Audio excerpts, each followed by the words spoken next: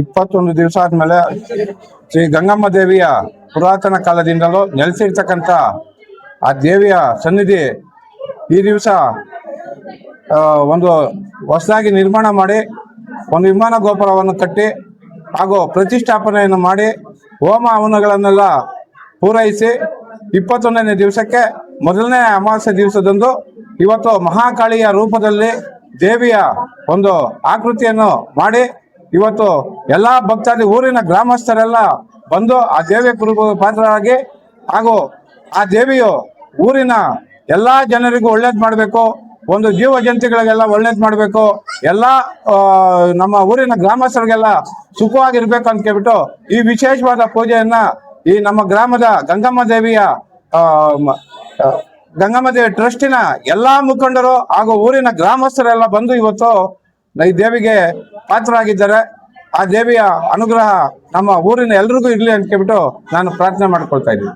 ಈ ದಿನ ಆಷಾಢ ಮಾಸದ ಮೊದಲನೇ ಅಮಾವಾಸ್ಯವಾದ ಇಂದು ಶ್ರೀ ಗಂಗಮ್ಮ ದೇವಿಯ ದೇವಾಲಯದಲ್ಲಿ ಬೆಳಿಗ್ಗೆ ಅಭಿಷೇಕ, ನೈವೇದ್ಯ, ಪೂಜಾ ಕಾರ್ಯಕ್ರಮವಾದ ನಂತರ ಮಧ್ಯಾಹ್ನ ಸಹ ಪೂಜೆ ಮಾಡಿ ಇಂದು ಸಂಜೆ ವಿಶೇಷವಾಗಿ ದೇವಿಗೆ ಭದ್ರಕಾಳಿ ಅಲಂಕಾರವನ್ನು ಮಾಡಿ ವಿಶೇಷವಾಗಿ ಅಮಾವಾಸ್ಯೆ ಸಲುವಾಗಿಯೇ ಈ ಒಂದು ದಿವಸದ ಅಲಂಕಾರಕ್ಕಾಗಿ ನಾವು ಕಾದಿದ್ದು ಈಗ ಭದ್ರಕಾಳಿ ರೂಪದಲ್ಲಿ ಅಲಂಕಾರ ಮಾಡಿದ್ದೀವಿ. ಅದೇ ರೀತಿಯಾಗಿ ಎಲ್ಲರ ಕೋರಿಕೆಯಂತೆ ಅಮಾವಾಸ್ಯೆಯ ಸಲುವಾಗಿ ಭಜನಾ ಕಾರ್ಯಕ್ರಮವನ್ನು ಸಹ ಹಮ್ಮಿಕೊಂಡಿದ್ದೀವಿ.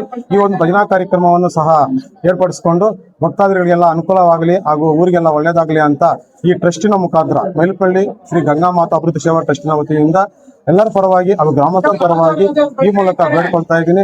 ಎಲ್ಲರೂ ಈ ದೇವಿಯ ಕೃಪೆಗೆ ಪಾತ್ರರಾಗಿ